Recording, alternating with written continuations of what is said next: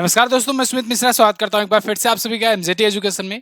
दोस्तों, बांग्लादेश में सैन्य तख्ता पलट हो गया है। शेख हसीना जो कि वहां की प्राइम मिनिस्टर थी, इस्तीफा दे दी और इस्तीफा देने के साथ साथ वो देश छोड़ करके भी भाग गई हैं। ऐसा क्यों हुआ है? क्योंकि प्रोटेस्ट चल रहे थे, लगातार प्रोटेस्ट चल रहे थे और भीड़ इतना ज्यादा उग्र हो गई, इतना ज्यादा हिंसक हो गई कि इनको इस्तीफा देकर देश छोड़कर भागना पड़ा। आज की इस वीडियो में हम लोग पूरा डिटेल में देखेंगे, क्योंकि भारत का पड़ोसी देश है और यहाँ पर डिस्टरबेंस हो रही है, तो मतलब भारत को भी कहीं ना कहीं खतरा है। यहाँ पर क्या चीजें हुई हैं, सिलसिलेवार तरीके से एक एक करके हम लोग समझेंगे। देखिए, हिंसा तो बहुत भयंकर रूप से भड़क चुकी है वहां पर। सैन्य तख्ता पलट हुआ है, मतलब सेना ने अब अंतरिम सरकार बनाने की घोषणा कर दी है। सेना ने कहा है कि अब यहाँ से सरकार की जिम्मेदारी हमारी। और शेख हसीना जो कि वहां की प्राइम मिनिस्टर थी, लगभग 20 साल वो प्राइम मिनिस्टर रही, पिछले 4 बार से तो लगातार थी वो, तो उन्होंने इस्तीफा दे दिया और इस्तीफा देते ही अपना सामान वगैरह पैक करके वो भाग गए। जैसे श्रीलंका के राष्ट्रपति भागे थे एक बार, वैसे ही शेख हसीना यहाँ पर गई हुई हैं।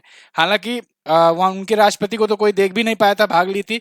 यहाँ पर तो इनकी बिल्कुल वीडियो वगैरह भी आई हुई हैं, हेलीकॉप्टर मंगवा करके ये बैठ करके निकल ली हैं देश छोड़ करके। अब कहाँ गई हैं ये तो अभी नहीं पता चला है, लेकिन फिलहाल इस्तीफा दिए हैं बाकायदे और उसके बाद फिर ये जा चुकी हैं।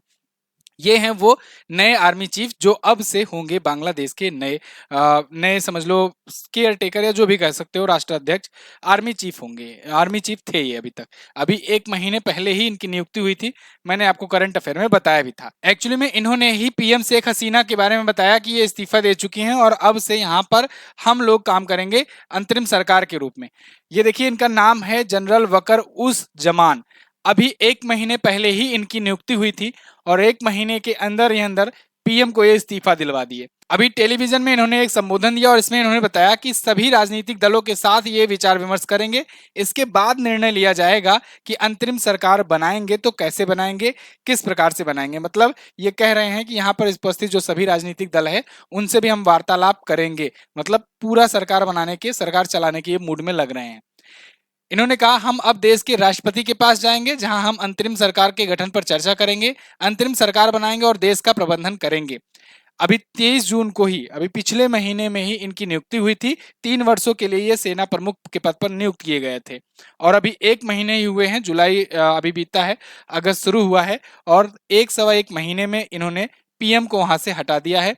अब देखिए, ये भी चाह रहे हैं कि हमें टैग ना दिया जाए कि सैन्य तख्ता पलट हुआ है, इसलिए ये ऐसा कह रहे हैं कि अंतरिम सरकार बनाएंगे, राष्ट्रपति के पास जाएंगे, बाकायदे मतलब एक प्रोसेस के रूप में, है ना। जैसे कि अभी म्यांमार में आपने देखा था, वहां पर क्या हुआ था कि उठा करके पीएम को जेल में डाल दिए थे, उसके बाद फिर वहां पर सरकार बना लिया था। और भी जहां भी होता है ऐसे ही होता है कि उठाकर जेल में डाल देते हैं, या फिर कई देश ऐसे हैं, अफ्रीकी देश या दक्षिण अमेरिकी देश, कई देशों में ऐसा हुआ है कि राष्ट्राध्यक्ष को या राष्ट्रपति को, प्रधानमंत्री को तो मरवा देते हैं, उसके बाद सेना वहां पर कब्जा कर लेती है।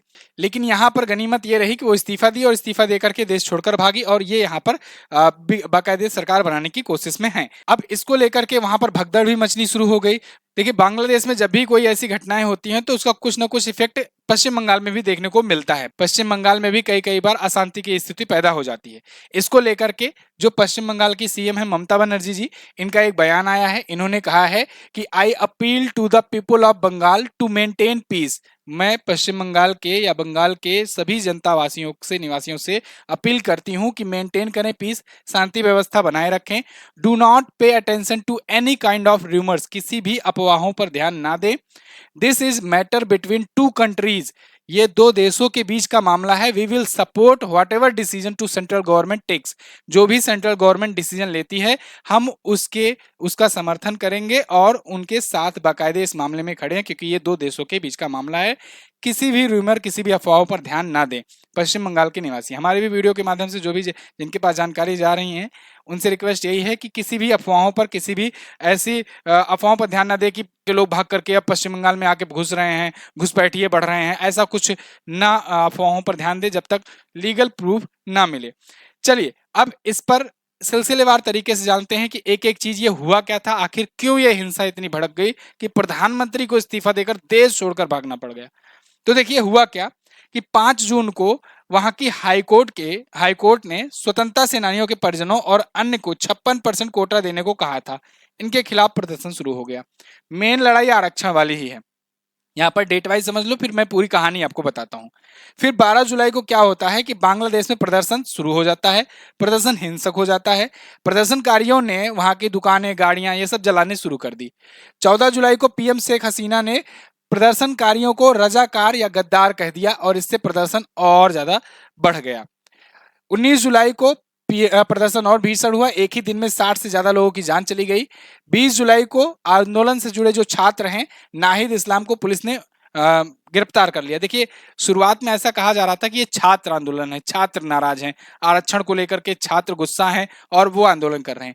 धीरे धीरे जब आरक्षण हटा भी लिया गया, देखिए हाई कोर्ट ने फैसला सुनाया था, फिर सुप्रीम कोर्ट ने हाई कोर्ट का फैसला पलट दिया और 7% कोटा लागू कर दिया।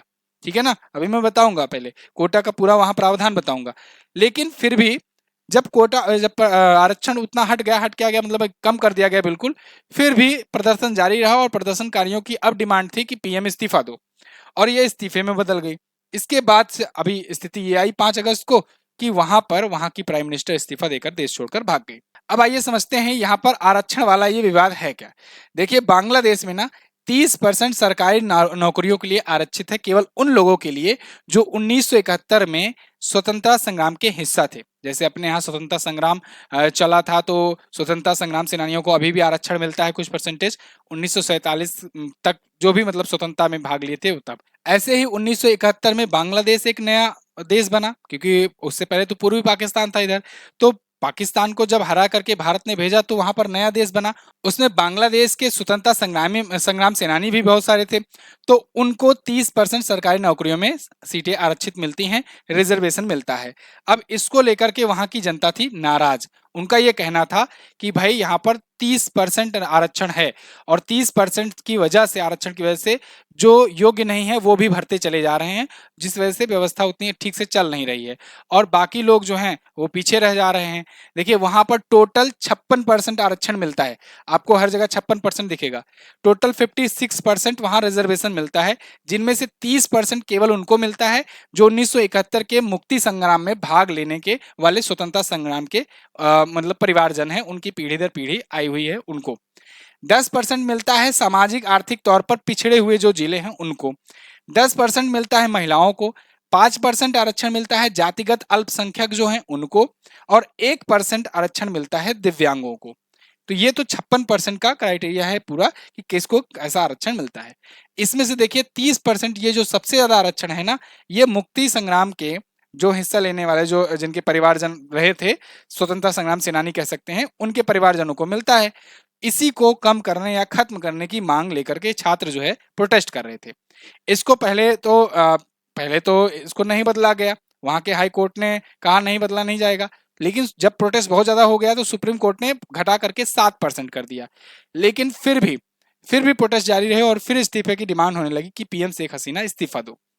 शेख हसीना आज से प्रधानमंत्री नहीं है। शेख हसीना बांग्लादेश की 20 साल सत्ता में रह चुकी हैं, 20 साल तक ये प्रधानमंत्री रह चुकी हैं, जिसमें से पिछले 4 बार से तो ये लगातार हैं। देखिए, सबसे पहले 23 जून 1996 में ये प्रधानमंत्री बनी थी, फिर 2001 से 2009 तक ये विपक्ष की नेता रही, उसके बाद 6 जनवरी 2009 को प्रधानमंत्री बनी और तब से अभी तक प्रधानमंत्री हैं। 2014 में तीसरी बार, 2019 में चौथी बार और 2024 में लगातार चौथी बार, कुल 5वीं बार ये प्रधानमंत्री बनी। अभी जनवरी में इनका इलेक्शन हुआ था, हालांकि इलेक्शन को लेकर के भी बहुत सारे सवाल उठे थे, सबने कहा था कि इलेक्शन फेयर तरीके से नहीं हुए हैं वगैरह वगैरह, लेकिन ये फिर से लगातार चौथी बार और कुल 5वीं बार प्रधानमंत्री बनकर आई और अब ये इस्तीफा देकर गई हैं। अच्छा, इनके साथ ऐसी घटना एक बार और घट चुकी है। इनके साथ एक बार 2009 में भी ऐसी घटना हुई थी। 2009 में ये सत्ता छोड़ करके भागी थी। उस टाइम पर भारत ने इतनी मदद की थी। उस टाइम पर तत्कालीन विदेश मंत्री थे प्रणब मुखर्जी जी, जो कि बाद में चलकर राष्ट्रपति भी बने। तो उनको इन्होंने फोन किया, कांटेक्ट किया और फिर उन्होंने एक प्रकार से इनको बचाया था, इनको शरण दिया था। बांग्लादेश भारत का पड़ोसी है, भारत अक्सर मदद करता रहता है। भारत तो पाकिस्तान को छोड़कर सबकी मदद करने को तैयार ही है भाई। अभी श्रीलंका में हुआ था, श्रीलंका पे भी हम लोगों ने कितना मदद किया, आर्थिक मदद भी किया। वहां पर आर्थिक मंदी आ गई थी पूरा, जब वहां के राष्ट्रपति भाग गए थे। यहाँ पर अब देखो क्या होता है। अब देखिए, अब इतना तो आप कहानी जान लिए, अब इसके पीछे कुछ और भी कारण हो सकते हैं। क्या लगता है आपको कि सेना प्रमुख जो अभी 1 महीना पहले ही नियुक्ति हुई जिनकी, वो इनको हटाने के मेन जिम्मेदार हैं? सैन्य तख्ता पलट करने के वो जिम्मेदार हैं, या फिर इसका एक और साइड आप लोग ऐसा भी ले सकते हो कि हो सकता है कि पीएम शेख हसीना ये कहीं हो कि भाई अभी हिंसा बहुत ज्यादा भड़क गई है, अभी लोगों की डिमांड है इस्तीफा दो, ठीक है मैं करती हूँ इस्तीफा दे देती हूँ, इस्तीफा दे करके अभी कुछ दिन के लिए बाहर रहते हैं, तब तक आप देखो, और उसके बाद जैसे ही मामला ठंडा होता है मैं फिर से वापस आती हूँ, फिर हो जाए। ऐसा भी हो सकता है, ठीक है ना, क्योंकि जो सेना प्रमुख है वो 20 साल 30 साल इन्हीं के अंडर में काम किया है अल्टीमेटली, ठीक है ना। तो कुछ भी हो सकता है, वो जो भी होगा, राजनीति है, हर जगह चलती है, तो कुछ भी हो सकता है, आगे जो भी आएगा मैं आपको बताऊंगा ही। लेकिन अभी के लिए जो खबरें आ रही हैं, जो न्यूज आ रहे हैं, उसमें यही है सबसे ज्यादा कि भाई सेना प्रमुख ही खुद की सत्ता बनाने के चक्कर में है। आगे जो भी होता है मैं आपको अपडेट देता रहूंगा। इसके अलावा एमजेटी ऐप का नया अपडेट आ गया है, तो सभी लोग पहले जो जाओ एप्लीकेशन को अपडेट कर लो। बहुत सारे नए फीचर्स आए हैं, पेमेंट गेटवे वगैरह वाला जो प्रॉब्लम था वो सब इशू सॉल्व हो गया है। अब इसी की खुशी में, नया अपडेट आने की और पेमेंट गेटवे कंप्लीट हो जाने की खुशी में, आपको एक स्पेशल डिस्काउंट भी दिया गया है। अगर आप किसी भी एग्जाम की तैयारी कर रहे हो तो आपके लिए एक बहुत ही बेहतरीन ऑफर है कि जितने भी सब्जेक्ट वाइज कोर्सेज हैं, एक एक सब्जेक्ट के जो कोर्सेज होते हैं, जैसे कि मैथ का ले लो, हिस्ट्री स्पेशल ले लो, हिंदी स्पेशल ले लो, या यूपी स्पेशल हो, ज्योग्राफी स्पेशल हो, इकोनॉमी स्पेशल हो, पॉलिटी स्पेशल हो, इन सबको आप अगर एक एक करके लेना चाहते हो तो मात्र 99 रुपए में कर दिया गया है।